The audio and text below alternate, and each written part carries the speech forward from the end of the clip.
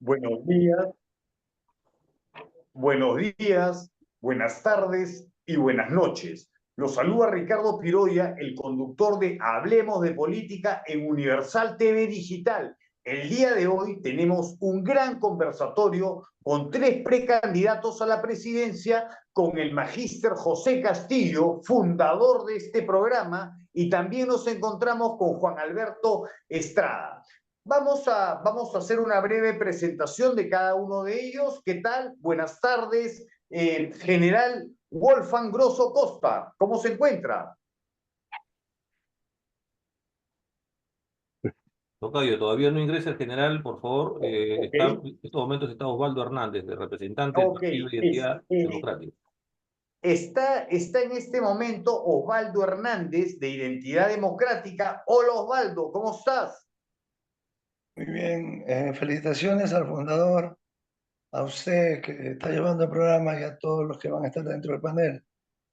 Y nuevamente reitero mis gracias porque estamos preocupados porque año a año estamos viniendo, cayendo en la parte económica, social y política. Y lo felicito porque es bien fácil estar, como se dice, mirando la televisión y otra cosa es actuar. Reitero mis invitaciones porque tenemos tantos problemas de los cuales sabemos que podemos salir adelante si le ponemos la convicción, todos los peruanos o todos los que estamos interesados como ustedes, para sacar adelante la patria. La patria se está viniendo abajo. Ni siquiera estamos en piloto automático. Entonces, tenemos un gabinete que en realidad, en vez de sumar, resta. Y un Congreso que también está casi igual, y por ahí están 3-4% de donde nos encuentran. Eso nos preocupa porque ¿qué cosa vamos a hacer con la delincuencia? Que es lo que ahorita acaban de matar a 2 en Callao. Entonces, constantemente, diario, matan gente. ¿Y qué hace el inversor para poder crear fuentes de trabajo? Si nosotros queremos crear y llegar como partido político y crear un millón de fuentes de empleo, ¿qué vamos a hacer si en todo el mundo dice, si acá hay esta inseguridad ciudadana, ¿qué vamos a hacer? No se pone orden. ¿Qué hacemos nosotros con un poder judicial o Ok. un ministerio que están en Ok. problemas y que más bien el Congreso tiene mayor fuerza que el mismo Ministerio Público? Osvaldo, eso ahí lo vamos a ver con las preguntas en una pequeña presentación, luego vamos a pasar a la ronda de preguntas para ver qué haríamos respecto a ese tema de la inseguridad ciudadana y qué medidas se tomarían. Vamos a presentar a Tomás Galvez Villegas del partido Peruanos Unidos. Vamos a presentar a Fernando Salas del partido Perú Te Quiero. Hola Fernando. Tocayo, todavía Fernando está en proceso de ingresar, lo estoy viendo y todavía no Ok. ingresa. Ok, tenemos acá al magíster José Castillo. Magíster José, ¿qué tal? ¿Cómo se encuentra hoy día sábado? Si nos puede hacer una pequeña, una breve reseña de lo que ve actualmente antes de empezar este conversatorio. Bien, gracias Ricardo por tu invitación. Un saludo a todos los seguidores de Hablemos de Política, de Universal TV Digital. Un saludo a Ricardo, que está en la conducción de los temas técnicos, ¿no? Y a todos los presentes. En realidad, este año está más auspicioso que el año pasado. El pasado, como todos sabemos, pues en negativo, ¿no? Este año se proyecta pues un crecimiento de 3,5 más o menos, pero a mi concepto no me satisface. No me satisface porque para poder hablar de cifras alentadoras tenemos que hablar por encima del 4% de crecimiento del PBI, ¿no? Sin embargo, habría que en el transcurso de la conversación pues ir delimitando, ¿no? Cuáles son los fundamentos, ¿no? Para que no se logren los objetivos, ¿no? Adelante. Muy atinado, como siempre, magíster. Le agradezco mucho. Juan Alberto Estrada, todavía creo que no entra, ¿no? Ya debe estar en proceso de entrar. Bueno, vamos a iniciar una primera pregunta eh, con nuestro amigo Osvaldo Hernández de Identidad Democrática, donde está también el general Wolfgang Grosso. Osvaldo, debido al tema de la inseguridad que hay, y se han creado varias verticales, sicariatos, extorsión, secuestros, tráfico de personas, yo te hago una pregunta. En los 3 o 6 primeros meses del gobierno, en caso salga el general Wolfgang Grosso presidente, ¿cuáles serían las primeras medidas que tomarían? Yo individualmente comprenderán de que ahora tenemos pues un, todo el Comité Ejecutivo Nacional. Y bueno, como me han invitado, no sabíamos antes de los temas, pero sí sé los temas genéricos. ¿Qué podríamos hacer con la seguridad ciudadana? Es una pregunta bien compleja porque estamos hablando de algo no de ahora. Estamos hablando de algo que ha crecido y que ya la teníamos antes, ¿no? La Policía Nacional no se arregla desde el año, creo, 2001 más o menos, su ley general de la Policía Nacional. Tenemos problemas de no poder desarrollar a un policía contra un delincuente. El delincuente tiene mayores prerrogativas en vez de darle las prerrogativas a la Policía Nacional del Perú. Entonces, nosotros tenemos todo un proyecto bien diseñado, tenemos pues con todos sus estatutos, ¿no? Y probablemente después ya el mismo general Grosso le dará pues nuestro plan de gobierno, ¿no? O el principio de un plan de gobierno, o lo que podemos a veces de forma personal, tener una apreciación, porque todo eso se debe insertar en el ROC, que es el Registro de Organizaciones Políticas, para no, digamos, mañana más tarde estar mintiendo al país que yo mañana voy a dar pena de muerte, ¿no? Y con eso matando al delincuente que tiene como 20 años y viene matando y matando, cuando en realidad vamos a perjudicar al país también con 4 años, porque no se sale de la Corte Interamericana de Derechos Humanos tan fácil, porque por el otro lado hay que salirse también de la comisión, también que está en Nueva York. Entonces eso nos demora 4 años. Tenemos que pensar en el bienestar y el desarrollo, ¿no? A corto plazo, a mediano plazo y a largo plazo. La seguridad ciudadana nos tiene atados. Todos Bueno, los días. te quiero comentar algo, Osvaldo.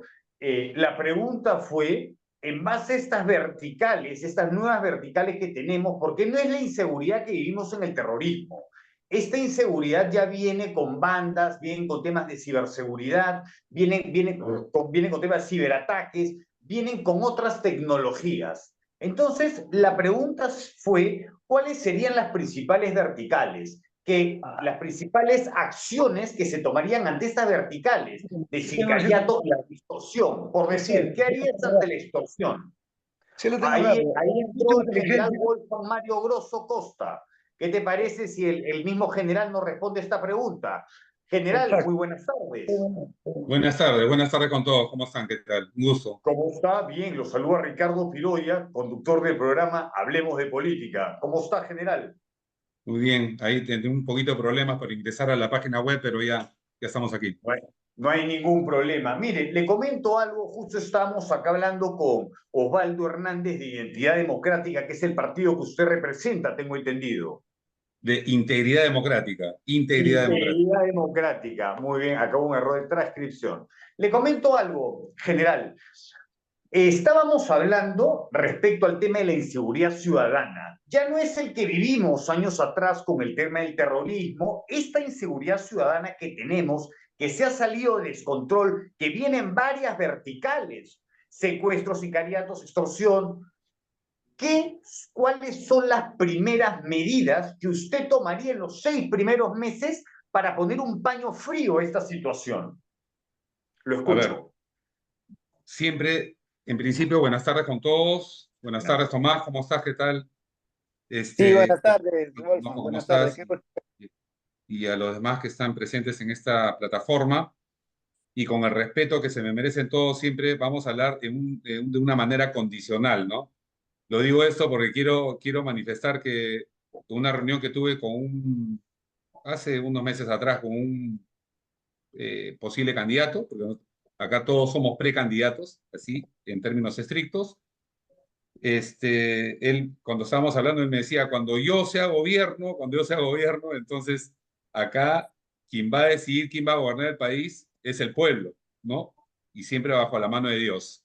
Entonces, en un supuesto caso que le corresponde integridad democrática y a quien sea el candidato a gobernar, hablando como una propuesta del partido, es que se tienen que tomar, acá hay dos vertientes, acciones mediatas y acciones inmediatas.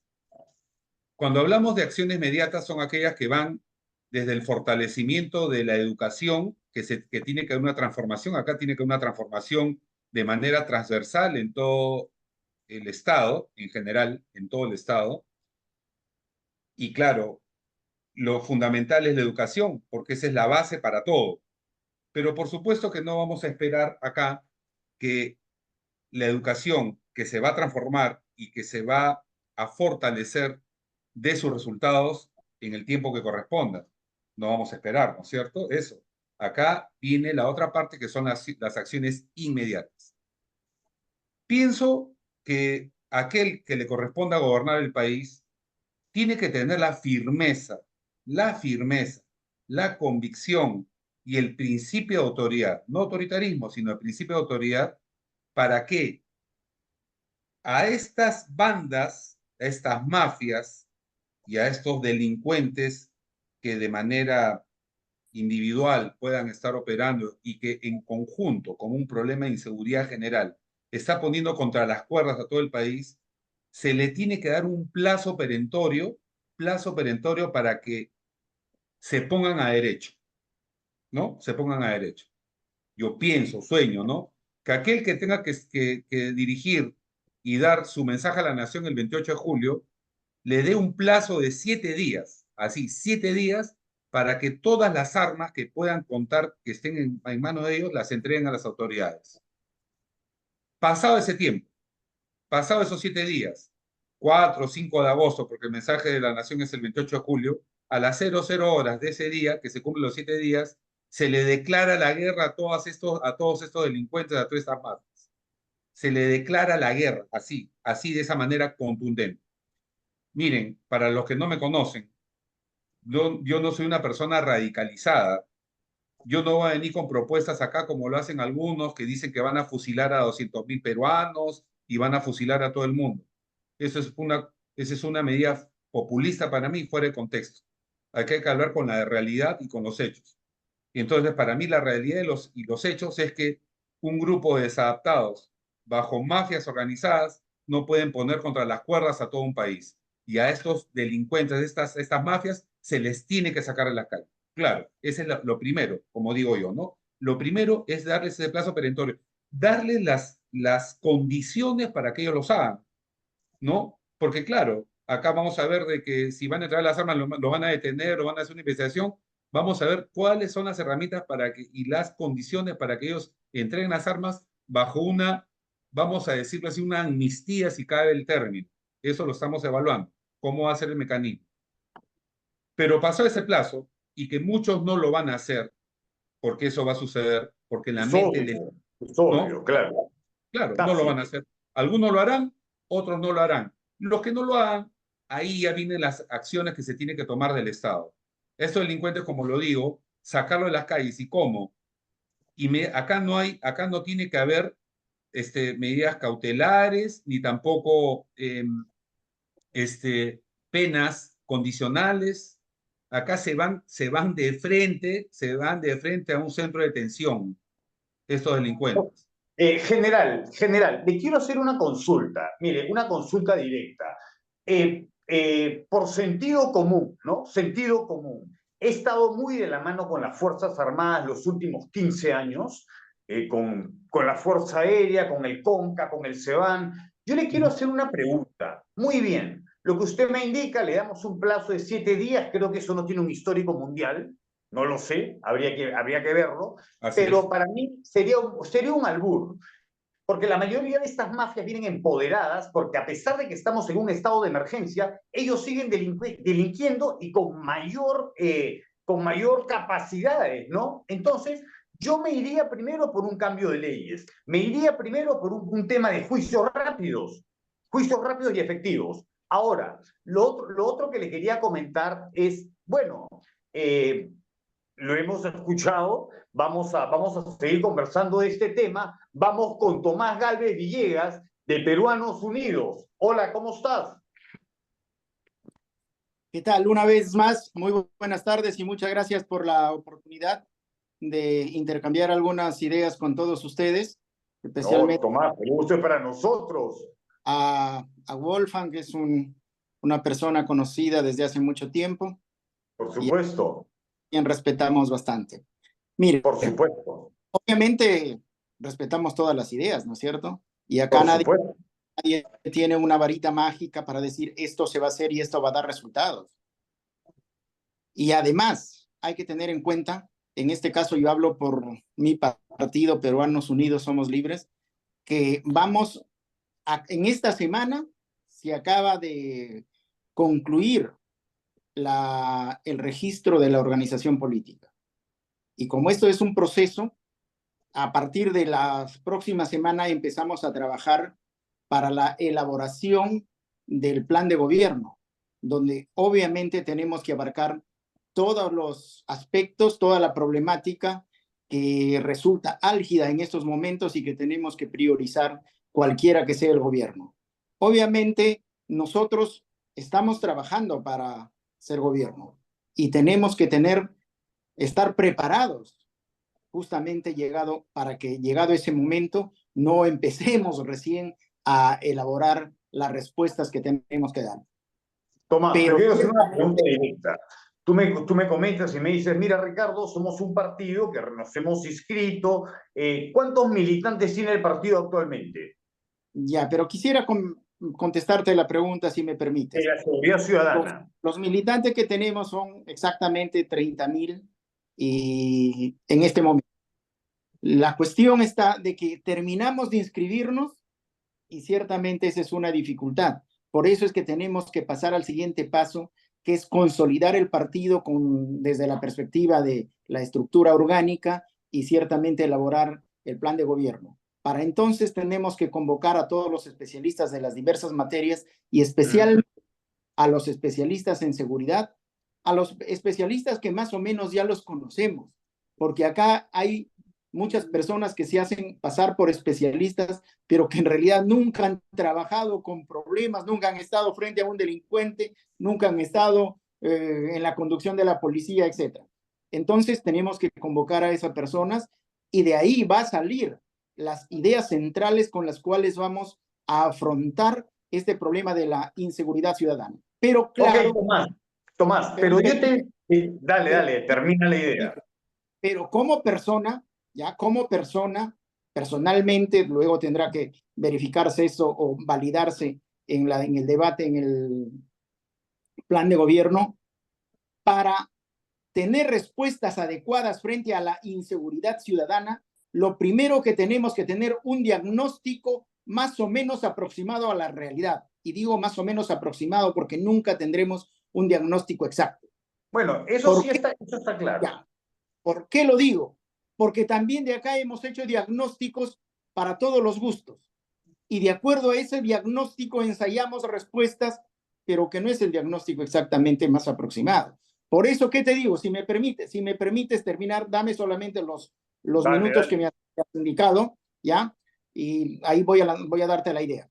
Entonces, mira, se está pensando en este momento exclusivamente en policía, en jueces, fiscales y otras autoridades, pensando que si esas autoridades o esas instituciones actúan eficazmente, tenemos resuelto el problema. Eso no es así. Ese es el primer error del diagnóstico de la problemática. ¿Por qué? Porque tenemos que partir por identificar la cifra negra del delito. ¿Qué cosa es eso? El número de delitos que se cometen, pero que nunca llegan a conocimiento de una autoridad, de ninguna autoridad. Muy bien.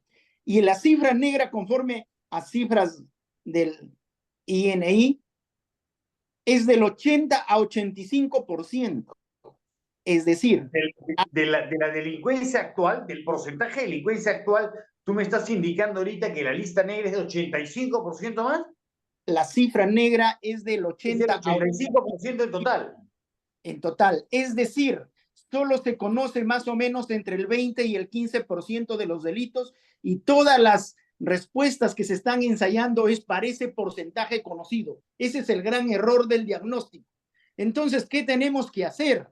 Dar una respuesta integral teniendo en mente el 100% de los delitos que se cometen. ¿Por qué? Okay. Porque mira, de ese 15% de delitos que llega a conocimiento de las autoridades, el 5% aproximadamente no se hace nada. Queda en denuncia, pero no se hizo nada.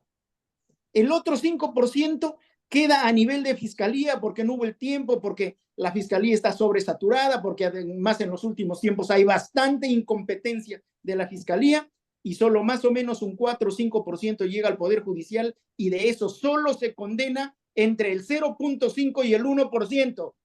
Bueno, Tomás, Permite, te comento algo, me hablas de cifras porcentuales. Sí. Dale, déjate. Permíteme concluir esta parte. Dale. Permíteme concluir.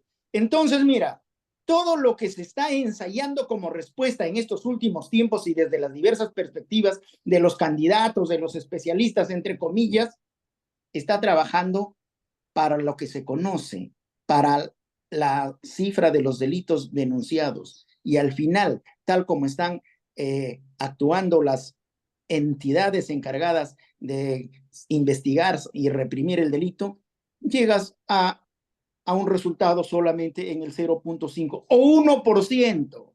Como decía Wolfgang, ya no va a haber condenas condicionales. Ciertamente hay demasiadas condenas condicionales en que se hace todo un proceso para después decirle, ¿sabes qué? Te pongo condena de 4 o 5 años, pero no te vas a la cárcel. Eso creo que tenemos que revisar también. Pero ¿qué te digo? Si solamente se impone la condena en 1%, todas las medidas que se está tratando de implementar solamente tendrían efecto para ese 1%, y con eso obviamente no logramos nada. El efecto preventivo del sistema de administración de justicia penal en general solamente estaría actuando para el 1%. Entonces tenemos que hacer en primer lugar un verdadero y auténtico diagnóstico con cifras objetivas y sobre todo con especialistas que conozcan la materia. Yo al respecto puedo decirte que, mira, tengo más de 32 años trabajando en la Fiscalía y dictando el curso de política criminal en las diversas universidades del país. Entonces, con el equipo que estamos trabajando tenemos una idea clara al respecto. Y una vez que identifiquemos y validemos en nuestro plan de gobierno las respuestas que tenemos que dar, más o menos, por lo menos desde mi perspectiva, porque eso se tiene que validar, como ya estoy diciendo, tenemos que en primer lugar considerar a la comunidad organizada como principal aliado en la lucha contra la inseguridad ciudadana. Y fíjate que tenemos ya una experiencia en el norte del país y especialmente en Cajamarca, en donde la delincuencia bajó por lo menos en un 70 a 80%, con el trabajo de las organizaciones ronderas que están actuando indebidamente o, digamos, en algunos casos excesivamente ahora, pero con una capacitación y con una articulación con las demás entidades de la Administración de Justicia, consideramos que puede contribuir enormemente para este punto de la lucha contra la inseguridad ciudadana. Y luego, ¿qué tenemos que hacer? La tecnología articulada es fundamental, porque ahora estamos en posibilidad de tener cámaras integrales que identifiquen sin ningún problema a las personas. Tenemos la posibilidad de implementar drones en todas las zonas neurálgicas e identificar en tiempo real qué es lo que está pasando. Y luego articular todas las autoridades. Tomás, mira, he escuchado tu respuesta y te digo una cosa, ¿no? Una parte de mi respuesta. Me vas a disculpar, pero estamos haciendo un tema de preguntas un poco más, una respuesta más corta. Yo te voy a dar mi apreciación respecto a lo que tú has dicho. Me parece que es un buen discurso, te basas mucho en porcentajes, indicas y afirmas de que solamente se ve el 15% y el otro 85% no se ve. Estoy de acuerdo con implementar herramientas. Ahora te voy a hacer una pregunta directa. ¿Estarías de acuerdo con una implementación de este tema de la seguridad, de sacar a todos los fiscales que están investigados? Pero claro, Muy bien. teniendo en cuenta Excelente. de qué se trata también, porque si no, empezamos a denunciar o investigar a todos los buenos fiscales, porque lamentablemente estamos enfrentados y lo vamos a sacar a todos. Tenemos que evaluar. Yo iría más allá de eso, y no solo sacar a los fiscales que están investigados, también sacar a los ministros, congresistas, personas que trabajan en el ámbito del estatal y que estén investigados. Hasta que no se aclare su situación, no pueden trabajar para el Perú, que es un honor. Gracias por tu respuesta. Ahora vamos a pasar con el magíster José Castillo para que nos pueda dar su apreciación respecto a cuál es su opinión respecto a la inseguridad ciudadana. Por favor, señor magíster José, ¿nos puede dar su opinión, por favor? Bien, gracias, Ricardo. El tema de la delincuencia, ¿no? Delincuencia de arriba y delincuencia de abajo, ¿no? Es bastante estudiada, ¿no? Hay muchísimas tesis y podemos identificar tres elementos fundamentales, que es la prevención, la represión y la readaptación. En esos tres elementos, ¿no? Podemos trabajar, ¿no? O sea, a corto, mediano y largo plazo. Entonces, no es cuestión de salir con todos los tanques a la calle y comenzar a capturar a los delincuentes, ¿no? Porque sería imposible. Estoy de Para el acuerdo. tema de para el tema de la prevención, ya lo han dicho las participaciones anteriores, de que es necesario no solamente trabajar pues el tema de la educación, ¿no? Que es fundamental, una educación para la producción, una educación para la inserción en los medios de producción, una educación para que las grandes mayorías dejen de ser informales y entren a trabajar. Acá no es cuestión solamente de empresa privada, sino que tenemos que también poner a trabajar a la sociedad, y eso se hace con empresa social, para que los tres elementos fundamentales de una economía sostenible, economía social, empresa privada y el Estado, ¿no? En alianza pública-privada pueda funcionar armoniosamente y puedan sacar el país adelante, eso va a permitir, ¿no? Hacer una labor de prevención de la delincuencia, porque la gente va a pertenecer a una organización que elabora, que trabaja, que produce. La gran mayoría va a estar insertada, inmersa en una organización. Hoy por hoy, el ciudadano sale a la calle y no sabe a dónde dirigirse. El ambulante sabe, el 80% de la población económicamente activa no sabe qué va a hacer de su vida. No hay un propósito de vida para el ciudadano peruano, porque todos los días tiene que salir a buscar qué comer el día a día. Entonces el futuro es incierto. Así vivimos en el Perú por este sistema neoliberal que muchos aplauden y muchos están cómodos, claro, ¿no? Unos están como en el Estado, ¿no? Unos están trabajando para el Estado, ¿no? Solamente se dan cuenta cuando los votan y comienzan a pagarle, pues, 500 soles, ¿no? Recién se meten a política, recién se dan cuenta, salen a las marchas, pero mientras que están cómodos, ¿no? Les permite, pues, estar en el Estado, ¿no? Y están, pues, cómodamente, ¿no? Ganando sus buenos miles, ¿no? De forma lícita y muchos ilícitamente también. Entonces, la delincuencia de arriba también hay que tocarla, y la delincuencia de abajo, como vuelvo a repetir, tenemos que trabajarla con educación para la inserción, para la creación, para la innovación, para la investigación, la creación de empresas, la creación de productos que se puedan vender, ¿no? Para Magíster, innovar.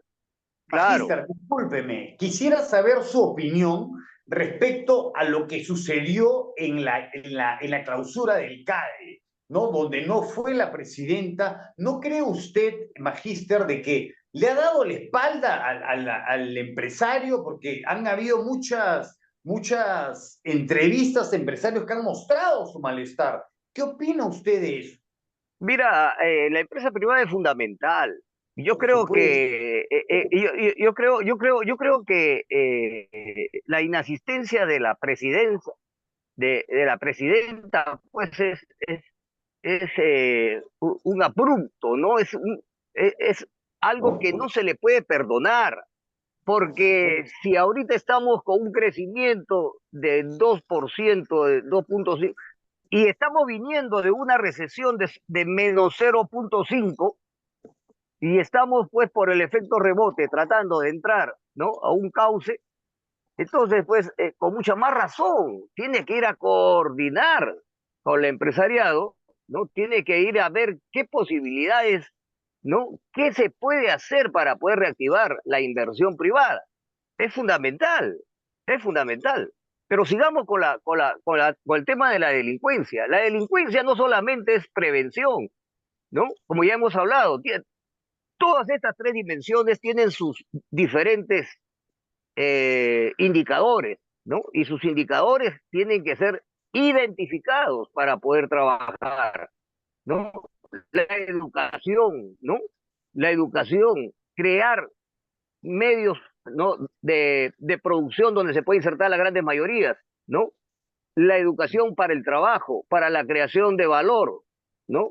Crear las condiciones para que haya una gobernanza. Se hablaba, por ejemplo, de las rondas urbanas. Es una forma de hacer gobernanza, de organizar a la sociedad para participar en la cosa pública. Es una de las cosas que se pueden hacer para impulsar la gobernanza. Entonces, pero no solamente en el tema delictivo, también se pueden organizar las bases sociales para poder trabajar en lo que es la identificación, prevención también de la delincuencia, y ver también, y de pasadita nos vamos identificando cómo está trabajando nuestro alcalde, ¿no? Para poder ir en algún momento y decirle, no, oiga señor, esto está mal, y tener las facilidades para poder por lo menos no hacer un cabildo abierto, que no se tilda. Magíster, Entonces, una pregunta suelta, ya que usted es mira economista, que solamente contador. estoy, mira que solamente estoy en la prevención, ¿ah? Falta la represión, que No, eso son en lo inmediato, en el prevención. corto plazo, y falta la readaptación. Ya, adelante, Mira, adelante. le quiero hacer una pregunta, ya que usted pues es abogado, economista y contador. Yo le quiero hacer una pregunta que muchos se hacen, ¿no? En los programas que tengo en redes y preguntan, ¿no? ¿Usted cree que sea posible que se elimine el 2% del IGB y que se baje y el impuesto a la renta para las pequeñas y medianas empresas? ¿Usted cree que eso sea posible, que arreglen algo ahora que van a subir los sueldos? ¿O usted cree que como economista va, no tiene sentido? Dígame usted, para Mira, darle claridad a la gente con manzanas y peras. Porque la mira, gente dice, ¿no? Si van a subir los sueldos, nos van a votar a todos o no nos van a poner en planilla por recibos por honorarios. ¿Por qué? Porque tienen que pagar los impuestos altos. ¿Qué opina usted de eso? Aprovechando que está mira, usted también. mira, el tema de los impuestos ya es una cuestión ya que yo lo veo, el terreno está plano. Lo único que yo propondría es que las empresas, hacer lo que hacen otros países, porque las soluciones en el mundo ya están dadas, sino que simple y llanamente acá tenemos un sistema neoliberal de los rateros de arriba, ¿no? Y los esclavos de abajo, ¿no? Entonces, esto se impone, este sistema, de tal forma de que querer hacer algún cambio, como lo hacen otros países desarrollados, puede ser muy difícil, ¿no? Porque quienes gobiernan acá no van a permitir ningún cambio, porque así como está la cosa, está linda, ¿no? En el tema de los impuestos, yo creo que lo que se tiene que hacer es que la empresa que se constituye se le dé por lo menos unos 3 o 5 años, ¿no?, en stand-by sus impuestos. Muy bien, No muy cobrarle bien. impuestos hasta los 3 o 5 años. ¿Por qué? Porque bien sabemos nosotros que todo proyecto tiene una curva de consolidación, y esa curva de consolidación va de menos a más, como si tú pusieras una empresa, ¿no? Al principio tendrás 5 clientes, pero resulta de que tú vas a ganar cuando tengas de repente 100 clientes. Entonces, en ese transcurso del tiempo, tu curva de consolidación se va afianzando, ¿no? Y tu clientela va creciendo y vas a empezar a ganar. Me robo Entonces, esa idea, Magíster, me robo esa claro, idea con su consentimiento. Vamos a no, pasar, muchas gracias por esta respuesta adelante, tan adelante. concreta. Me parece que tiene mucho sentido, primera vez que le escucho, Magíster. Ahora, vamos a pasar con el economista Juan Alberto Estrada. Hola Juan, ¿cómo estás? ¿Qué tal, Ricardo? Muy buenas tardes. Eh, Juan, cuéntame sobre el tema de la economía cultural. Háblame sobre este proyecto que estás llevando y cómo ayudaría al país tanto educativamente y fusionándolo con la cultura. Coméntame cuáles son esos parámetros en que se basaría en el caso de que tu partido salga a la presidencia. Mira, yo no tengo ninguna filiación partidaria en principio. Yo Lo que sé, yo sí, sé. lo que sí nosotros hemos venido haciendo una evaluación, un diagnóstico de la realidad de nuestros recursos que tenemos como oportunidad hacia el futuro. Yo he escuchado a Richard Webb hace como aproximadamente 30 años manifestar, y él siendo presidente del Banco Central de Reserva, manifestar que el sector de la arqueología iba a generar desarrollo sostenible al futuro. Sin embargo, como política de Estado, no hemos, no hemos tenido la visión, lamento decir esto por la ignorancia de nuestra sociedad civil, los líderes, los políticos, es decir, toda la sociedad civil no ha tenido una mirada hacia el sector cultura, porque el sector cultura hoy en día ya es una tendencia mundial y la UNESCO lo ha reconocido que la cultura es el cuarto eje de desarrollo sostenible global y que aporta más del 10% al PBI. Y menciono como países referentes a Egipto, México, aquí en Latinoamérica. Y en el caso de Perú, en cada espacio territorial, en cada espacio territorial existen más de cerca de 1000 sitios arqueológicos y que esto se convierte en un recurso para generar un desarrollo sostenible. ¿Cómo lo Y juntamos con la educación? ¿Cómo juntamos efectivamente, esa iniciativa con la ahí va el educación? tema, porque esto ya ha sido una evaluación que ha tenido la UNESCO hace muchos años, donde mencionaba que la educación tiene que ir con un enfoque cultural hacia el desarrollo sostenible. ¿Qué significa esto? Que la educación o los escolares en edad inicial, primaria, secundaria y hasta universitaria, tienen que ver cuáles son los recursos que tienen en su entorno. Y a partir de ahí, generar esta visión de desarrollo sostenible. Y por ello, yo sí comparto un tema muy importantísimo con nuestro amigo Castillo, donde manifiesta que la educación tiene que ser productiva, tiene que ser emprendedora. Y para ello tenemos que ir hacia la educación, políticas culturales y educativas. Entonces, de tal manera que nuestra política, la política cultural, debe ser integral desde el segmento de la cultura, porque si no mostramos, no solamente es una herramienta para enriquecer la historia, fortalecer la identidad o generar algunos espacios de conocimiento, de investigación científica, no, sino que hoy la cultura se ha convertido en un recurso para generar desarrollo sostenible e impulsar la economía cultural. Vuelvo a Ok, repetir, el cuarto eje de desarrollo sostenible global es a través de la cultura porque aporta más del 10% al PBI y a la población económicamente activa. Entonces, lo que pasa es que en el Perú y en gran parte de Latinoamérica no hemos visto este sector cultura como un sector productivo y un sector productivo no tradicional.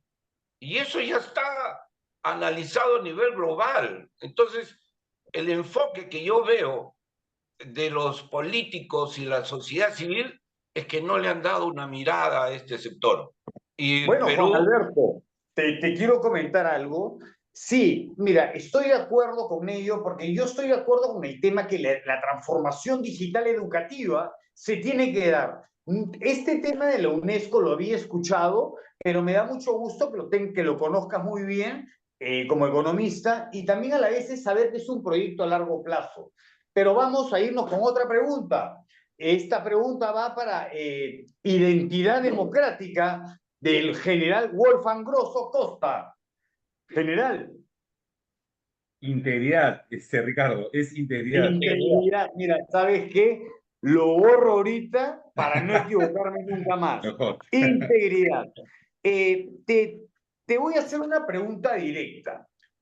Usted como militar, ¿no? Yo le digo, ¿no? Como siempre le decía un general amigo mío en retiro, nunca se saca la gorra, ¿no? Entonces, a lo que yo voy es, ¿usted cree que ante esta situación en la que vivimos, por decir, si usted fuera presidente mañana, eh, por medio de un sentido común, ¿usted estaría de acuerdo en que las entidades de inteligencia de las Fuerzas Armadas, que las maneja el Comando Conjunto, el Servicio de Inteligencia de la Policía, el Servicio de Inteligencia de la DINI, deberían de estar alineadas para que puedan dar una mayor capacidad de respuesta o que cada uno se dispare? Porque salió este estado de emergencia y las leyes no estaban preparadas. Para empezar, este policía que mató a un delincuente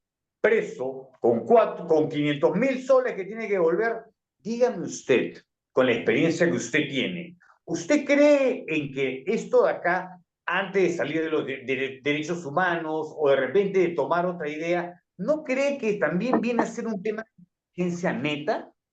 Claro. En principio, también quiero manifestar, yo soy general de la Fuerza Aérea en situación de retiro, catedrático ahora en la Universidad de Lima, en la Facultad de Ciencias Empresariales y Económicas, pero Muy bien. mi especialidad en la Fuerza Aérea es precisamente inteligencia. O sea, yo soy miembro de la Excelente. Fuerza Aérea, soy general, pero mi especialidad no es piloto de armas, comando y combate, sino mi especialidad es inteligencia. Toda mi carrera la he hecho en esta especialidad desde que ingresé a la Fuerza Aérea. Entonces lo menciono porque justamente es lo que es el core, es lo mío, ¿no? Entonces, lo que tú manifiestas, Ricardo, no es que debería estar alineados los servicios de inteligencia de las Fuerzas Armadas, de la policía y la propia entidad a la cabeza del SINA, que es la DINI, sino que es lo que tiene que ser, es lo que tiene que ser y que no está sucediendo. Un poco para poner en contexto a todos, existe, y creo que tú lo conoces, me parece, pero vamos a recalcarlo, existe un sistema de inteligencia nacional que es el SINA como sistema.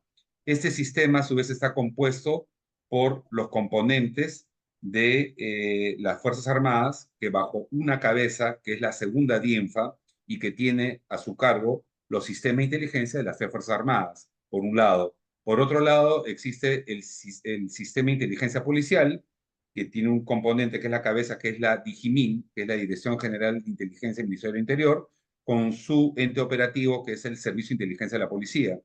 Por otro lado, incluso tenemos el representante de lo que es el Ministerio de Relaciones Exteriores, porque técnicamente todas nuestras representantes diplomáticos fuera del país hacen inteligencia. Y por último, la Dirección de Inteligencia Nacional, la DINI, que es la que analiza y la que evalúa toda la inteligencia en los componentes no militares ni policiales. porque para eso está la segunda DIENFA y para eso está la DIGIMIN. En este caso, la DINI ve lo que es la inteligencia política, económica, social, etcétera, socioeconómica, etcétera. Sí. Entonces, todos estos deben estar alineados. Existe una ley, la 18101, que da la regularización del Sistema de Inteligencia Nacional del SINA. Entonces, lo que tú me dices, Ricardo, y con muy buen criterio, es que acá se están disparando por todos lados, cada uno por su lado, no se trabaja de una manera coordinada y el responsable, ¿quién es? Como todo, la cabeza, que es la DINI, porque la DINI, desde su posición y ser el ente rector del SINA, del Sistema de Inteligencia Nacional, es la que no está articulando adecuadamente. Definitivamente lo que está pasando acá, Ricardo, y de repente por el tiempo no podemos explicarlo bien, por eso lo dije, tú me preguntas, ¿no? ¿Cuáles son las medidas que se tienen que llevar a cabo? Yo digo de una manera contundente. Acá tiene que haber un principio de autoridad. Lo que dijo Tomás en su momento y el diagnóstico, el estudio, se da por entendido. Se tiene que hacer un diagnóstico, obviamente. Lo que dice acá nuestro ilustre participante, el magíster Jorge Castillo, que también disculpe, voy a poner mis lentes porque no lo vi, José Castillo, y también el economista Juan Alberto Estrada. Exacto, la educación es fundamental.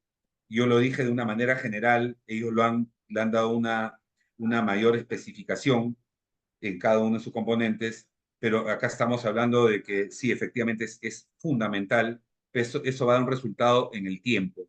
Acá, y lo que la población quiere, y creo que coincidimos todos, son resultados inmediatos, y porque lo quiere, ya quiere percibir que realmente entre un gobierno que lo saque de ese condicionamiento que se encuentra en toda la población, de ese miedo, ese temor, esa frustración, esa Le quiero ira. hacer una consulta general. Le quiero hacer una consulta, ya que usted me dice, vengo muchos años en inteligencia, yo le quiero comentar algo.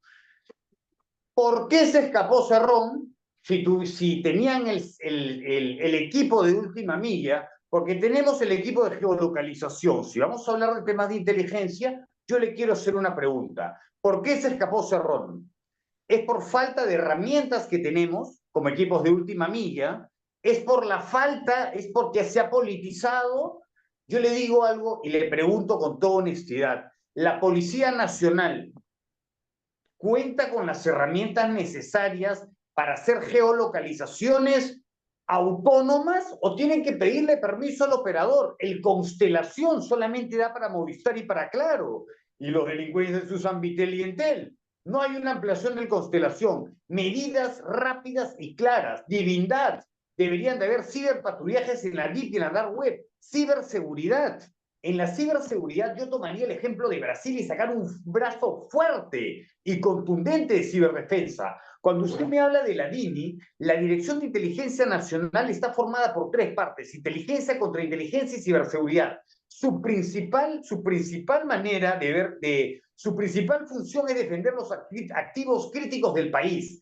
Para ello, yo implementaría un tema educativo de ciberseguridad ofensiva, porque nosotros estamos como arqueros, tapamos todos los ataques, pero no somos ofensivos.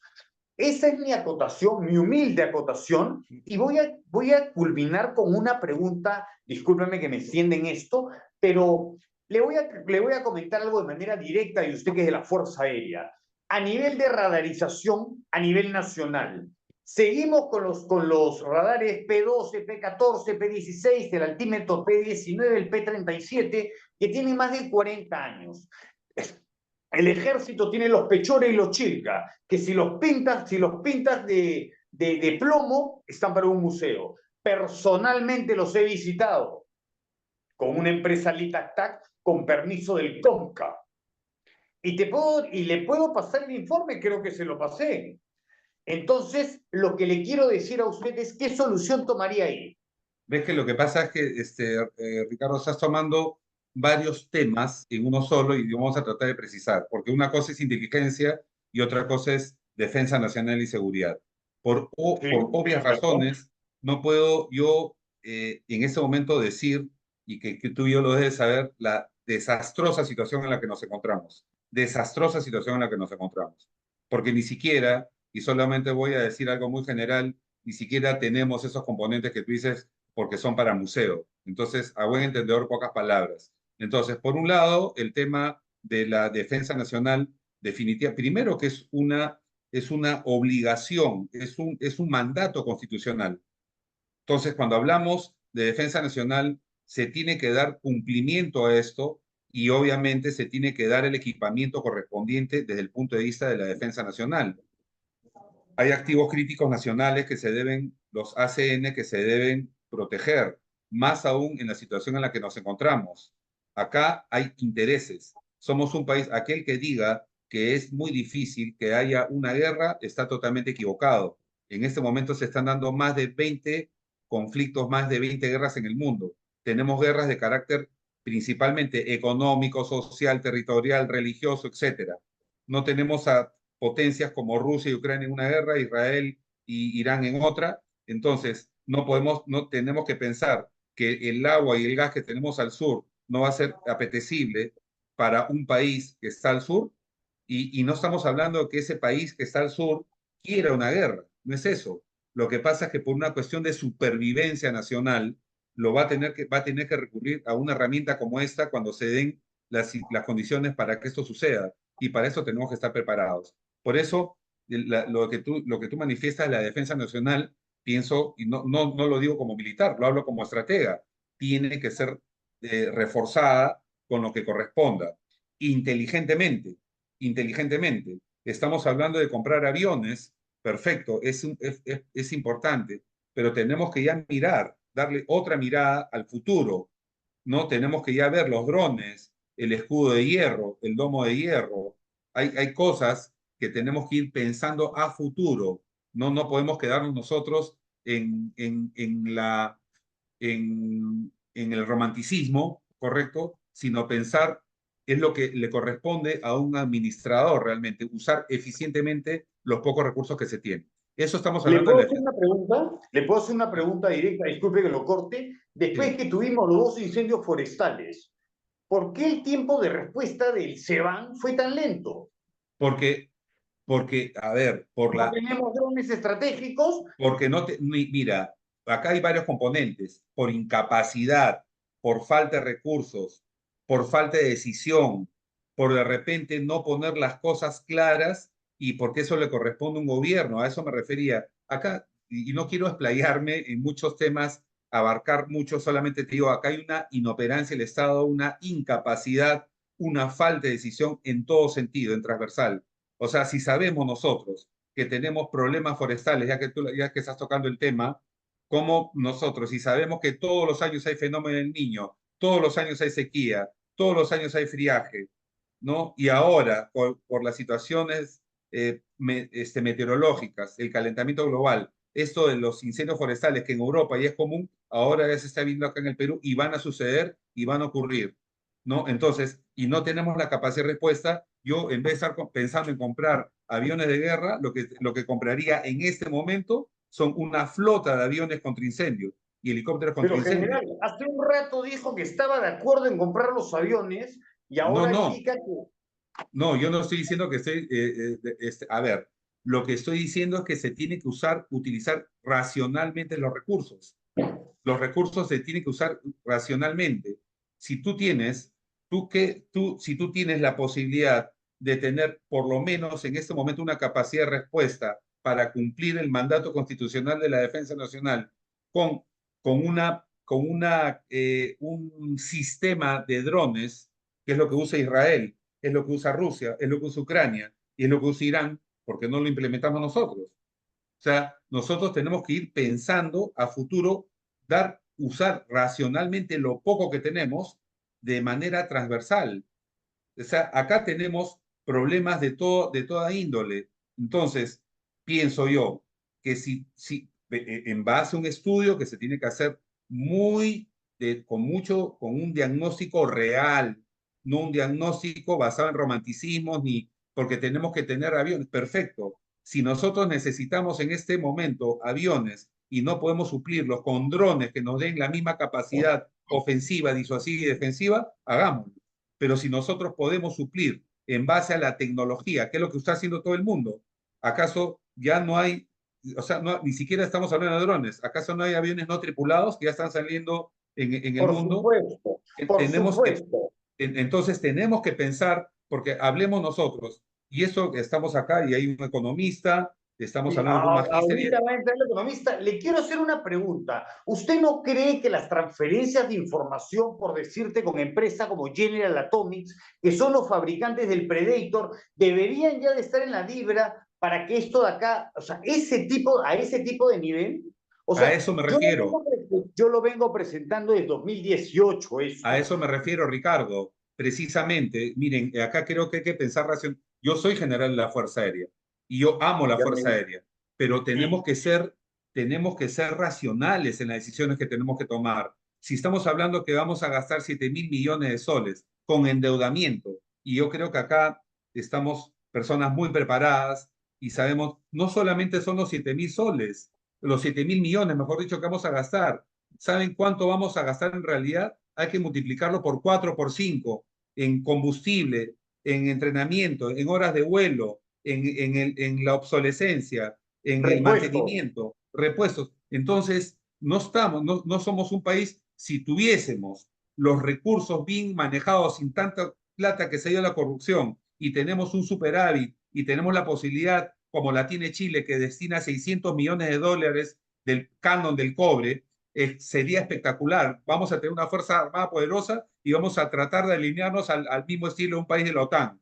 Pero si no estamos, tenemos que usar los recursos necesarios. Tú lo acabas de decir. Yo traería una empresa, hablemos de defensa, porque hay muchos temas de hablar de infraestructura, de salud, de educación. Hablemos de Hablaremos en defensa. una reunión con usted. En otro momento. Pero traería yo esas empresas que hagamos lo que tú acabas de decir, pero es algo muy lógico, una transferencia tecnológica, potenciemos eso y pongámonos a la vanguardia en la región, alineados con la tecnología y con el futuro, y no quedarnos en decisiones que son demagógicas y que son ya caducas, ¿no? Entonces, eso es un poco lo que quería comentar. Me parece excelente, me parece excelente. Me encanta conversar temas de inteligencia, me apasionan las Fuerzas Armadas, mi corazoncito late por las Fuerzas Armadas. Yo creo en las Fuerzas Armadas, creo en la Policía Nacional, pero ¿sabes algo? Se debe de respetar. Y estoy de acuerdo con usted, precandidato, estoy de acuerdo con usted en las verticales que acaba de indicar. Ahora, Magíster José Castillo, por favor, ¿nos puede dar su opinión respecto a este tema?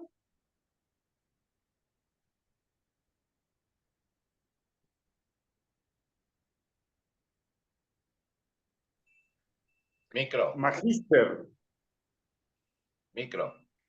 Ya, el gracias. micro. Ahí En está. realidad, que me gusta, todo lo que me ha gustado es hacer una comparación de Chile. Chile no ha sido tan tontos en vender todas sus empresas. Las empresas estratégicas se han quedado para fortalecer las Fuerzas Armadas con un 6% y la diferencia es para invertir en educación. Por eso que Chile se nos ha adelantado 10, 20 años.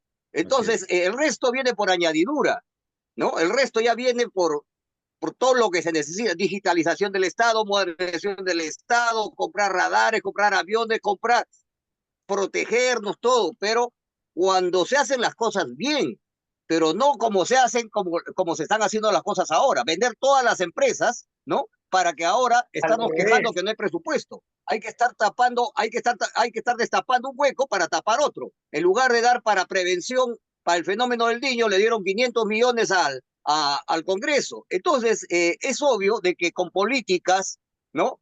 Con políticas de esta índole, pues estamos estamos en retroceso, estamos camino a la recesión, aunque ya estamos en recesión, pero todavía no es grave, ¿no? En ese sentido es de que las brechas sociales se acrecientan, la delincuencia se acrecienta, aumenta los candidatos al Estado, aumenta los candidatos a presidentes, aumenta los candidatos a políticos, aumentan porque todos quieren entrar al Estado, porque en el Estado pues pagan bien, roban bien, y en el Estado, obviamente, pues es la salvación, ¿no? Porque si lo vas a poner como al peruano como empresario, lo cambias de consumidor y busca trabajo a empresario, no está preparado. Por eso es que yo insisto, la tercera columna, la tercera pata de la economía de un país con una economía sostenible es la economía social, igual que Francia. Francia tiene tres economías: la economía social, la economía privada, y tiene el Estado alianza pública privadas. Entonces, en esos tres elementos fundamentales, ¿no? La economía se estabiliza. Pero ¿qué pasa en el Perú? En el Perú, cada vez que hablas de economía social para incluir a las grandes mayorías en los medios de producción y dejar de ser consumidores y buscar trabajo, ¿no? Y convertirlos en empresarios, ¿no? Insertarlos en proyectos a gran escala como proyectos agrícolas, por ejemplo. O sea, eso es como echarle agua bendita a los que están bien cómodos en el Estado y los que están bien cómodos en la banca, ¿no? Los que se dicen que son empresarios, pero a la final, pues, el sistema no les permite hacer una empresa privada honesta. Siempre tienen que estar robando, siempre tienen que estar yendo al dumping, siempre tienen que estar yendo a las fallas de mercado, ¿no? A la cartelización. Pero como tenemos un Estado débil, ¿no? Un Estado que no está digitalizado, que no está modernizado, entonces es obvio que se le escapen, pues, las tortugas, ¿no? Y Le este quiero, país es un desmadre. le quiero hacer Adelante. una pregunta, Magíster. Mire, debido pues a la falta de desconfianza que tiene el pueblo, ¿no? Imaginemos de que usted como candidato, por decirlo, ¿qué haría para que vuelva la confianza? ¿Cuáles son las medidas que usted haría para que la gente vuelva a confiar en el gobierno? Ahí está. Mira, la gente no quiere confiar en el gobierno, lo que quiere es trabajo. La gente cuando la gente trabaja, o se vuelve un empresario de su propio destino, de su propio futuro, pone su negocio, lo insertas en una cooperativa de agroproducción agrícola a gran escala, como en el café, por ejemplo, y comienza él mismo a exportar sus productos al extranjero. Ese señor, hermano, se empodera. Esa persona cambia su realidad socioeconómica. Esa persona se vuelve decisiva, paga sus impuestos. El Estado se enriquece. Pero cuando tenemos 10 millones de personas buscando trabajo, vendiendo su mano de obra barata, buscando qué comer, buscando los 30 soles en la calle, como taxista, como ambulante, como minero informal, ¿no? Para que como lavadores de oro, ¿no? Para que a las finales el policía le quite su oro, ¿no? El coyote, los brokers de los bancos vengan y le paguen pues un cuarto de lo que vale el precio nacional del oro, ¿no? En lugar de pagarle 600, 800 soles, le pagan 200 soles, ¿no? Y encima todavía lo procesan judicialmente, y encima les cae el fiscal, les cae el juez. Entonces, y mientras que en el Congreso, ¿no? Están buscando qué es lo que van a hacer para darle una ley que no les perjudique a las más de 2.500 concesiones que hay a nivel nacional. Cuando esas concesiones, pues ni siquiera el dueño de esa concesión ni siquiera se ha molestado en ir a raspar un poquito de tierra. O sea, la solución es fácil, pero como hay intereses, ¿no?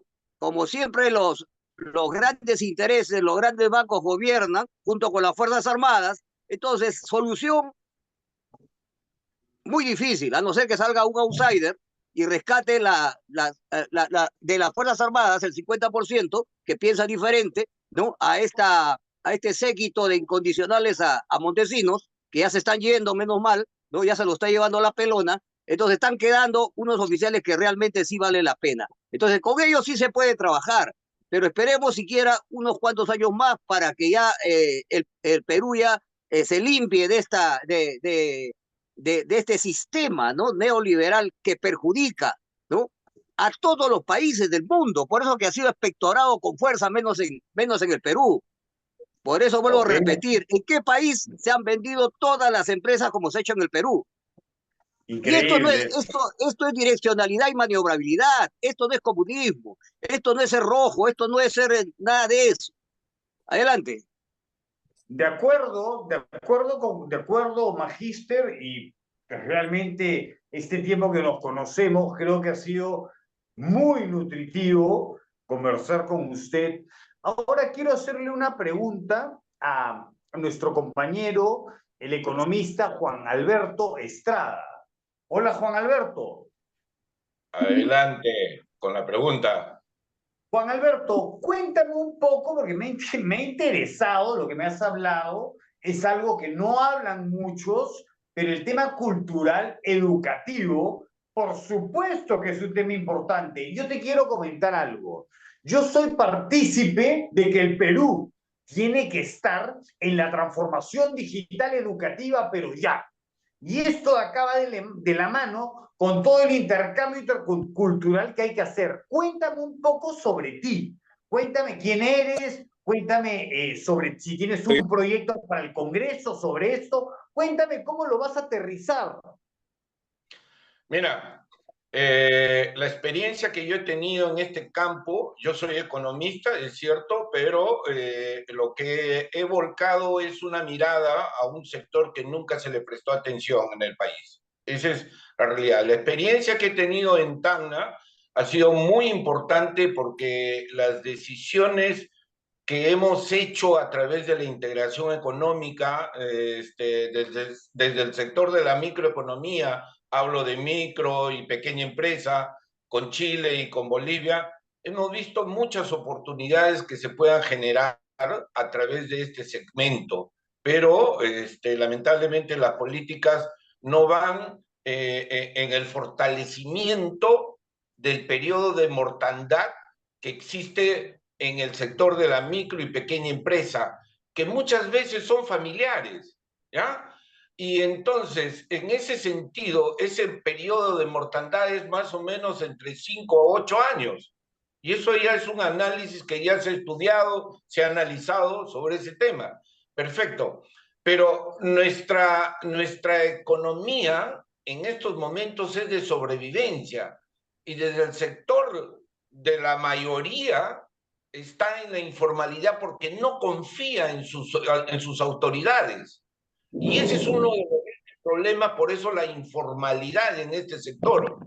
Entonces, no hay una planificación a nivel de Estado, las políticas multisectoriales, pero sobre todo, básicamente, en lo que es la parte educativa, que tiene ya esto, pues ya hasta la saciedad, lo ha dicho la UNESCO, que tiene que ir por un tema de educación cultural. El Perú tiene una potencialidad, pero que todavía no la hemos mirado hacia el terreno, hacia el recurso, donde está ahí lo que yo manifesté de que había en un espacio territorial que puede ser una provincia, más de 100.000 sitios arqueológicos, pero ¿cómo identificar eso para poder sociabilizar la información, el conocimiento, las oportunidades de la investigación científica, la oportunidad para poder utilizar justamente la tecnología moderna a través de las redes sociales,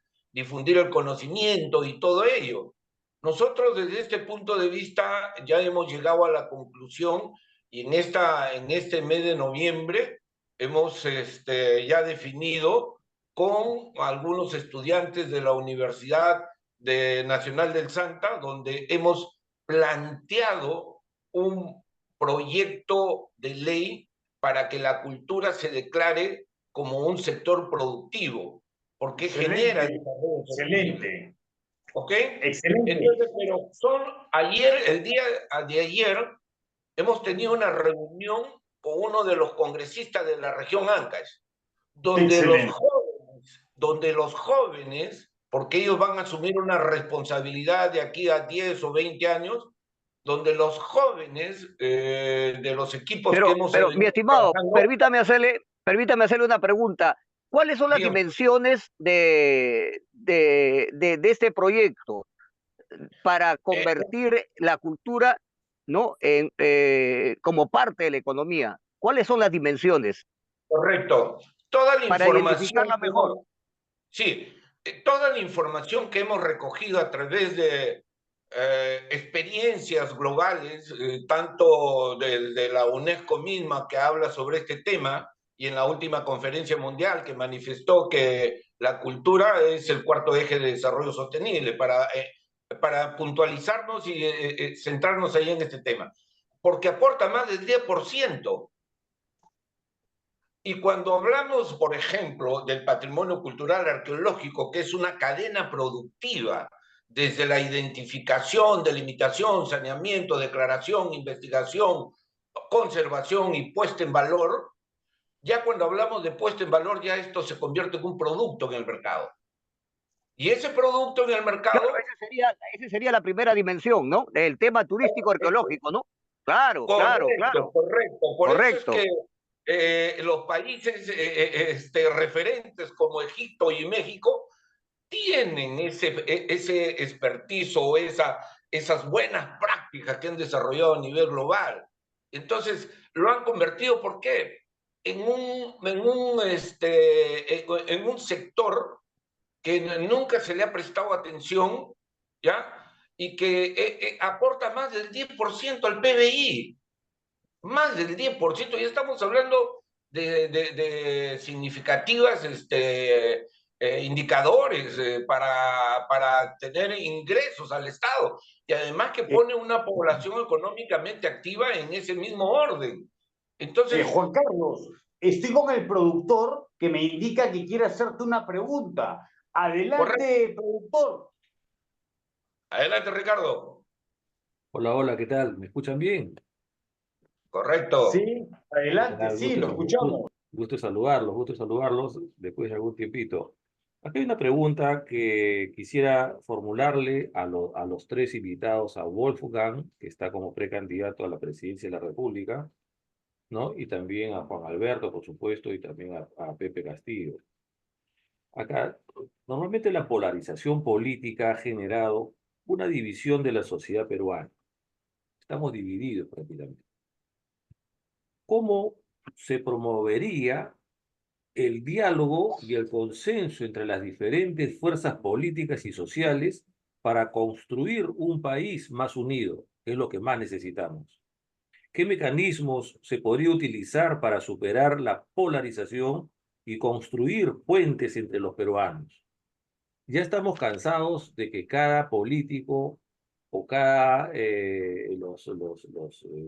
los partidos políticos, entre comillas, digamos así, con el respeto de todos los que son realmente honestos, pero sabemos que hemos caído bastante bajo porque tú le preguntas o le preguntamos a la comunidad en general, a la sociedad en general, qué cosa es el político para ti, y ya conocemos la respuesta que nos van a dar, ¿no?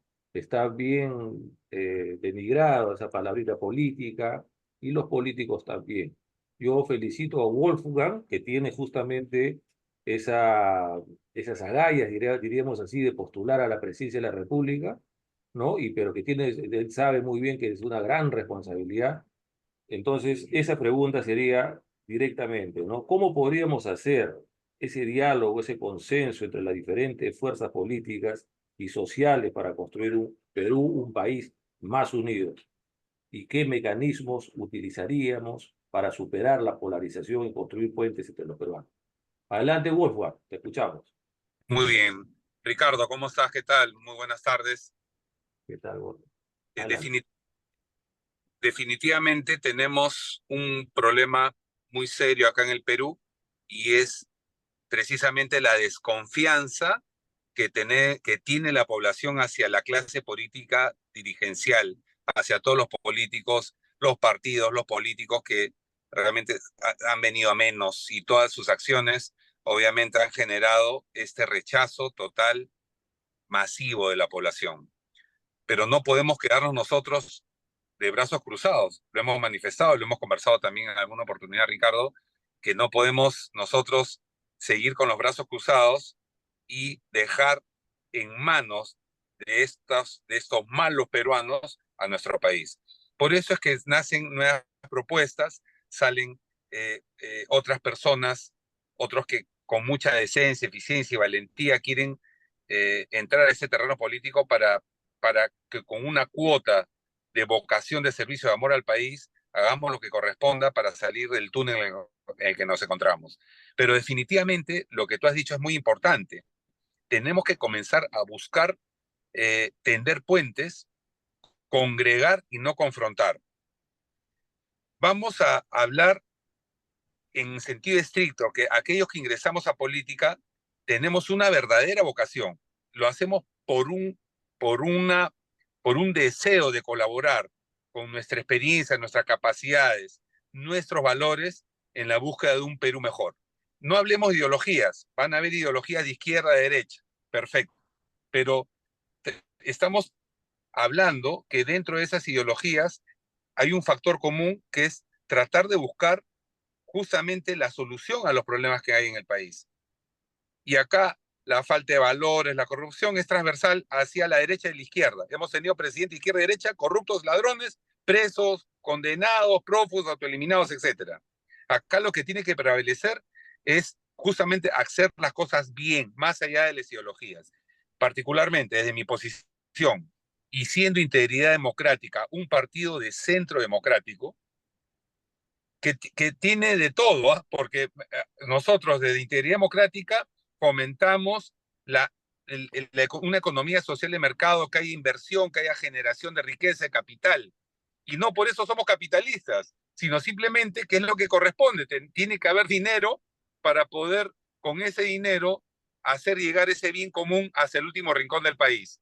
Pero, y de otro lado, lo que justo decía nuestro ilustre invitado también acá en la plataforma, no podemos nosotros pensar que tenemos que privatizar todo, porque ¿dónde queda el rol del Estado? El rol eficiente que debe tener el Estado, pero también con personas, con profesionales, autoridades, que sean decentes, que hagan las cosas con capacidad y no que sean parte de un aparato donde prácticamente la corrupción ya está enquistada y desde la posición donde están siguen cobrando, lucrando, cobrando el diezmo, etcétera. Entonces, lo que sí se tiene que hacer, y pienso yo, como tú bien lo dices, Ricardo, tenemos que comenzar a buscar ese diálogo, tender los puentes, y no que sean solamente para la pantalla. Vemos a políticos ahora en el Congreso, este Congreso de verdad que es atroz, ¿no? Ya, bueno, creo que de adjetivos ya estamos cansados, sino que salgan para afuera, en las cámaras se insultan, se agravian, es decir, despotrican, pero cuando están debajo de la mesa negocian.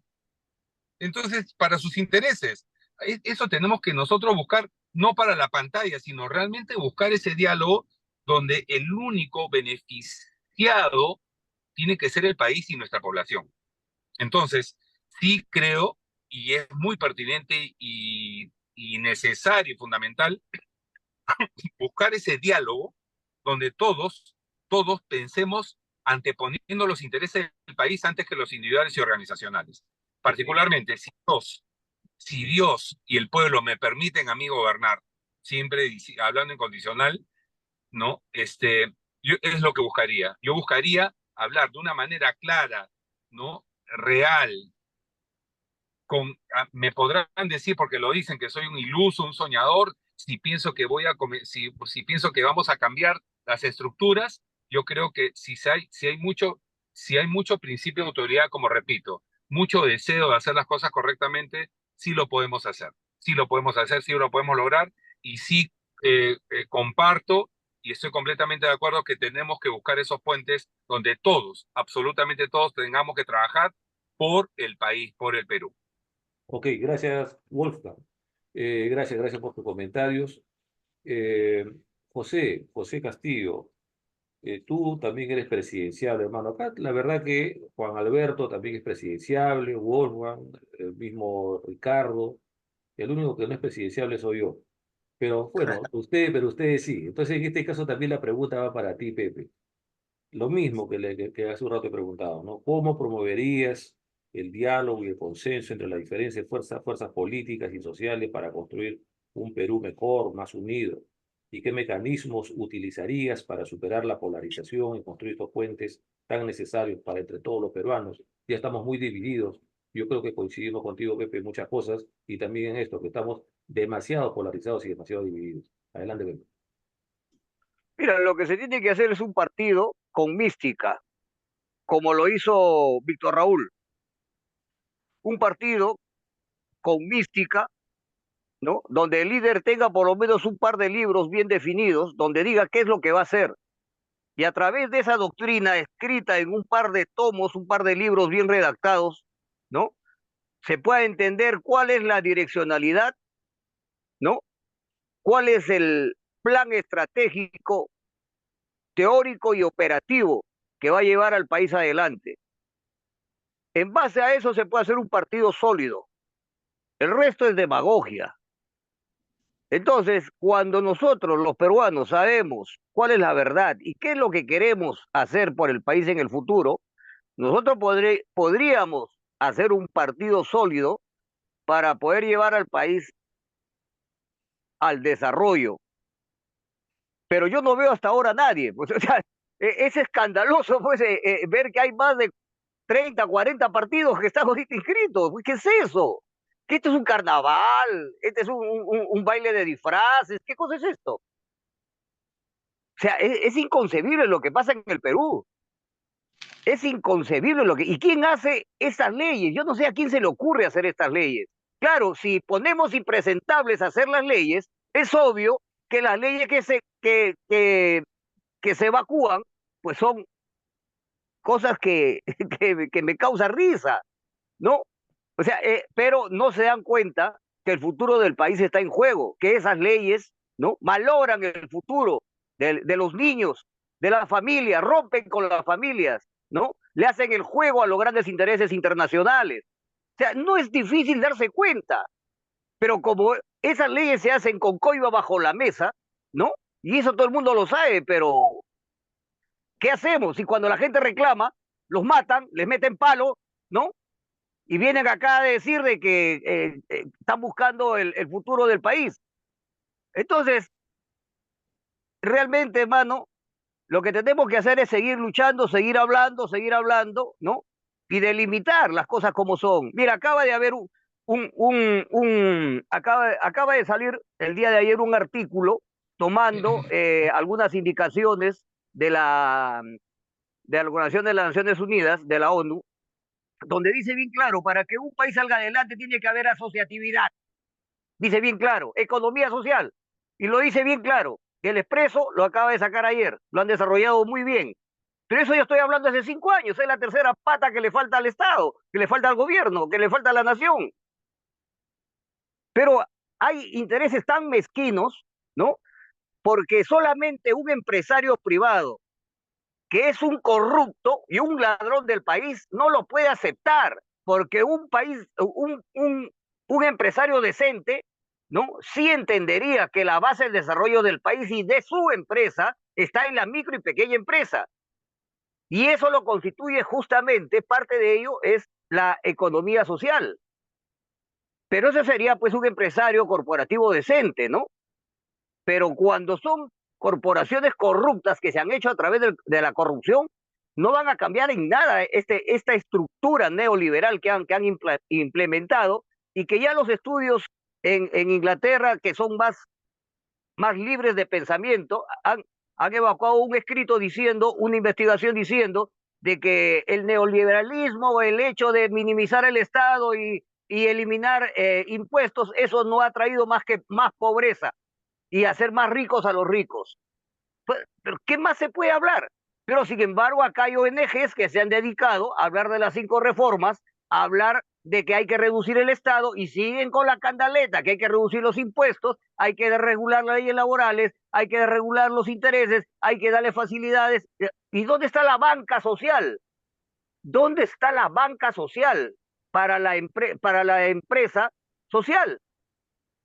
Porque la empresa social no va a recurrir a la banca local. En Francia, la economía social tiene su banca social fuerte. En Estados Unidos tiene la Reserva Federal Solidaria, que retroalimenta a las cooperativas de norteamericanas. En Francia, la más grande, ¿no? Es la cooperativa de ahorro y crédito, que maneja más de 155 mil millones de dólares solamente para retroalimentar a la economía social. Y nadie dice que son, que son comunistas, porque lo mismo funciona en Alemania y lo mismo funciona en Estados Unidos y en Inglaterra. En Bélgica, tú mismo, Ricardo, que estás en Bélgica, tú lo sabes y tú me lo has contado. Entonces, las fórmulas para desarrollar un país ya están hechas. El problema está en que estamos condenados por la Convención Internacional del Trabajo a ser países tercermundistas exportadores de materia prima. Y para eso se encarga justamente estas organizaciones internacionales como la Organización del Comercio Internacional y ¿cómo se llama? El Convenio Internacional del Trabajo, donde nos condena a ser países exportadores de materia prima y los países ganadores de la Segunda Guerra Mundial van a ser los que tienen la tecnología. Eso ya fue superado. Eso ya fue superado. Se sigue pensando acá en izquierda y en derecha en posiciones, pues, solamente que polarizan al país, dividen al país. Y no se dan cuenta que Singapur, uno de los países más capitalistas, pues tiene solamente dos partidos, socialdemócrata de izquierda y socialdemócrata de derecha. Y también sus estados federales, si no me equivoco, son comunidades organizadas, y siendo un país altamente capitalista, Singapur. Ustedes tienen que leer y meterse en el tema y profundizarse, no en lo que nos dicen superficialmente. Ok, Pepe. Excelente, Adelante. excelente intervención y carambas. Por eso que Pepe continuamente está predicando estos temas porque lo conoce muy bien. Excelente, Pepe. Gracias. La última pregunta va dirigida a nuestro amigo Juan Alberto Jorge Estrada, concerniente justamente a la economía cultural. Yo quería acatar un poco porque yo estoy súper de acuerdo, él lo Es sabe. interesante eso, me encanta eso. Él lo sabe, claro, él lo sabe muy bien. O sea, es un tema de que a cada político yo le aconsejo sinceramente que siga esos caminos. Al mismo Wolfgang le he dicho también, vamos a conversar con él, con Alberto, para que todos los Correcto. políticos deberían tener charlas y conferencias de las personas que conocen estos temas y uno de ellos es Juan Alberto. Entonces, con la economía cultural, bueno, hablar de economía cultural realmente se deriva pues del estudio del comportamiento económico entre los factores de intercambio, producción, distribución y consumo de bienes y servicios, ¿no?, que vienen directamente relacionados con la producción cultural en general, ¿no? Cuando hablamos de economía cultural o hablamos de cultura, hablamos de muchas, de todo prácticamente. Dicho término comprende pues de todos los cambios y movimientos culturales dentro de los distintos escenarios de ámbito económico. La economía cultural realmente se ha convertido en una política de Estado en países desarrollados. Eso lo sabemos hace décadas. Y en vías de desarrollo están brindando espacios de protagonismo recién, hace poco nomás. O sea, uno de ellos, por ejemplo, es Juan Alberto, que viene también predicando y promoviendo estos temas, ¿no? Y son potencialmente lucrativos, como él mismo lo decía, ¿no? Entonces, justamente, de repente las personas hay muchas personas que no conocen, muchos políticos. Yo les cuento de que he conversado con muchos candidatos a la presidencia y les he preguntado qué cosa es economía cultural. Poco o nada saben responder porque no conocen realmente a profundidad. Esa es la realidad, ¿no? Entonces, en este caso, yo creo que es muy bueno que conversemos sobre estos temas, que lo pongamos sobre la mesa, estos temas, porque es muy interesante y muy importante. Yo estoy seguro que manejando y promoviendo la economía cultural en nuestro país, vamos a llegar incluso a dar ese salto que todos queremos hacia el desarrollo, ¿no? Entonces, en este caso, todos sabemos que el Benelux en Europa, después de la Segunda Guerra Mundial, se unió justamente basándose en la economía cultural. Luego se crea la Unión Europea, también se basó en la economía cultural, y ya después el resto nos han mandado por pedacitos: la economía naranja, la economía azul, la economía circular, la economía renovable, la economía, ya un poco más nos van a mandar la economía negra, nos mandan por pedacitos para que nosotros podamos ir uniendo ese rompecabezas y al final de cuentas es la economía cultural. Ese es el tema, en el fondo es ese. Entonces, Juan Alberto, dinos, hermano, lo tan importante y el gran salto que podría dar el Perú si nosotros realmente profundizamos este tema de la economía cultural, y tú sé un visionario, hermano, en esta mesa redonda, y dinos en cuántos años quizás tú crees que seríamos otro país diferente, hermano, si ponemos la economía cultural sobre la mesa. A todos los candidatos, que tu voz sienta a todos los candidatos en este momento. Adelante, Alberto. Ricardo, centrándome en la pregunta que hacías anteriormente referido a qué podríamos hacer para mejorar las condiciones en las estructuras del Estado. ¿Qué mecanismo, qué herramientas, qué recursos tendríamos que utilizar para buscar estos cambios que necesitamos, porque ya es un tema imperativo? Y lo que justamente propuse este proyecto de ley, pero ¿saben con quiénes? Para buscar un espacio de diálogo y directo con un político que es un congresista actual, que lo hemos, digamos, utilizado estratégicamente para que sea el conductor de presentar este proyecto de ley que he mencionado. Es con los jóvenes. Aquí en el Perú tiene que haber un cambio generacional. Este sistema de esta sociedad actual que ya llegó a un punto, a una crisis cultural, y cuando hablo de crisis cultural hablo de valores en todos los niveles del Estado, desde la ciudadanía hasta la máxima autoridad. Entonces, pero eso tiene que ser un cambio generacional, que probablemente sean 20 o 30 años, pero tenemos que acortar las brechas. Y ese acortar las brechas, hemos venido trabajando con jóvenes, un equipo juvenil de exalcaldes escolares que están entre el periodo del quinto año de secundaria y los primeros ciclos de las escuelas de Derecho y Ciencias Políticas y Educación. Hablo del segundo ciclo. Esos jóvenes en ese periodo de estudio y de formación es lo que justamente los hemos incluido para tratar este tema del proyecto de ley, buscando ese espacio de diálogo para acortar estas brechas que se van a una generación de 20 o 30 años para generar este cambio. Este cambio tiene que ir con este segmento que tenemos que incluirlos a tomar decisiones, a involucrarse en la problemática y en el potencial de recursos que tenemos para generar justamente este desarrollo sostenible que ya nos están hablando desde hace muchas décadas a nivel global, y nosotros en el Perú tenemos una brecha de más de 50 años desfasados de las políticas culturales y de desarrollo sostenible. Y todavía no comprendemos en nuestra sociedad, y los políticos, los líderes de nuestra sociedad, los colegios profesionales, las universidades, en general, no están aportando hacia este cambio, los nuevos paradigmas, y que en el caso de Perú tenemos que ir avanzando rápidamente. ¿Pero con quiénes tenemos que ir? Con los jóvenes. En este periodo promocional de quinto año de secundaria, los que están ya inmersos en buscar una profesión o ir a la universidad, y los jóvenes que están en los primeros ciclos, porque lamentablemente estamos viviendo en una economía de sobrevivencia.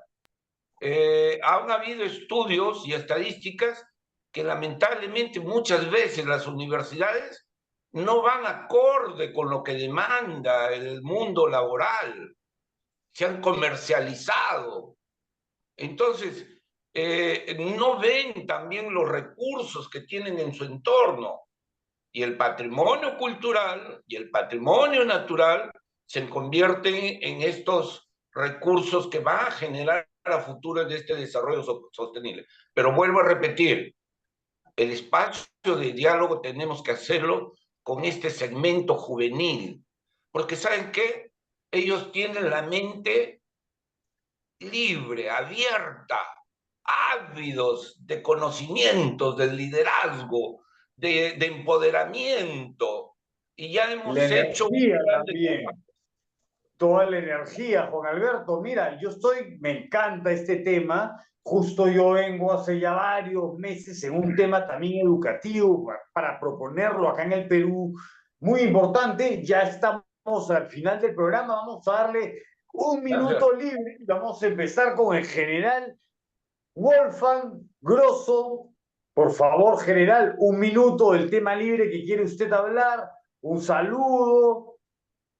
unas últimas palabras. Sí, bueno, en principio felicitarlo a Ricardo por esta genial iniciativa, a ti también, a ti Ricardo, por el llevar a cabo y viabilizar estas plataformas que nos ayudan a congregar a peruanos de bien, como sé que son las personas que están en este momento.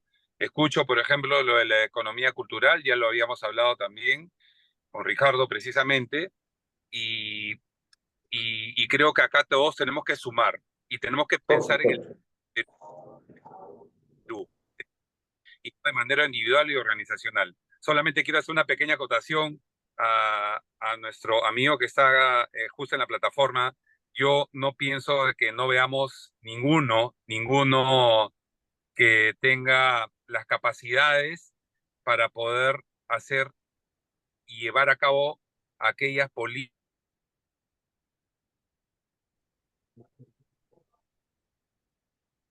y todo lo que corresponde para sacar adelante al Perú. Creo que todavía peruanos íntegros, peruanos valientes, que bajo un concepto, una idea, una ideología como, y sí, comparto en que deben haber organizaciones que no sean fusibles, sino que sean sostenibles en el tiempo. Y eso tenemos que recuperar, y tenemos que recuperar la... Excelente. Así es que, nada, yo agradezco, nuevamente les agradezco a ustedes, espero que haya más debates que siempre van a ayudar a tener un consenso, a buscar mejores soluciones, a mejorar, y que eso nos lleve a la búsqueda y al logro de un Perú mejor, ese Perú que todos, absolutamente todos merecemos. Muchísimas gracias. General, excelente, gracias a usted realmente. Y me gustaría tener otro programa para hablar con usted, porque me ha parecido interesante las verticales y los perfiles que usted denota en inteligencia. Yo cuando vi su currículum también sabía más o menos por dónde apuntaba y me parece excelente, me parece excelente. Le agradezco mucho a usted su participación y muchísimas gracias. No salga de la pantalla para la foto final. Vamos a irnos con un minuto con Tomás Gálvez. Tomás, tenemos un minuto para un tema libre. Coméntanos tu mejor idea. Tocayo, el doctor Tomás Gálvez ya partió por el interno, Ok, se despide de vamos todos. con Fernando Salas. No, tampoco. Estamos con Pepe Castillo, Ok, con Juan Alberto y vamos con el magíster José Castillo. Tiene un minuto libre. Tema Bien, libre. gracias. De Gracias. nada. Vamos a ser libres Adelante. cuando todos tengamos la capacidad de poder realizar nuestros éxitos y no estar levantándonos todos los días a buscar qué comer. Para poder construir un país, una nación, ¿no?, productiva, tenemos que crear el capital intelectual. El capital intelectual tiene tres elementos: capital intelectual humano, el capital organizacional o estructural y el capital relacional internacional o nacional. Esos tres elementos crean valor y el valor es lo que se convierte en dinero. Teniendo esos tres elementos, ¿no?, bien constituidos en el país, vamos a tener un país en desarrollo, porque va a haber la capacidad de poder innovar, investigar, crear y además todo eso convertirlo en dinero. Muchas Y gracias. solamente así seremos un país en desarrollo. El resto, Y lo hermanos, vamos a hacer, seguiremos como el magíster. cangrejo. Gracias. Lo vamos a hacer. Yo confío en esto. Un minuto de despedida, por favor, economista Juan Alberto Estrada. Gracias, Ricardo. Saludarte y agradecerte por esta oportunidad. Igual también para Ricardo García. Lo que me queda como reflexión es, hay peruanos de bien todavía, rescatables, hombres que todavía se están ahí manteniendo, siempre quieren estar vigentes. Y eso es muy importante. Lo que tenemos que hacer, creo yo, de acuerdo a mi experiencia, es ahora darle las oportunidades a la juventud. No nos queda otra. Toda nuestra experiencia, transmitirlo a través de estos conocimientos a estos jóvenes que están en este proceso de formación, en esa etapa que dije de quinto año a los primeros años de la universidad, porque ellos tienen la mente abierta, limpia, y creo que eso es lo que tenemos que construir. Gracias. Excelente, excelente, Juan Alberto. ¿Y sabes algo? Me agrada haber tenido este conversatorio con estos tres precandidatos, con el magíster, con José, con Juan Alberto, gente experimentada en este caso, y yo tengo toda la convicción de que vamos a salir de esto. Tengo 44 años y quiero vivir mis últimos 25 años más o 40 años más, lo que me dé, en un Perú en progreso, en un Perú fuerte. Yo creo que vamos a ir en camino a eso. ¡Viva el Perú! Gracias por todo, gracias a todos. Que viva. Que viva y siempre para arriba. Gracias a todos.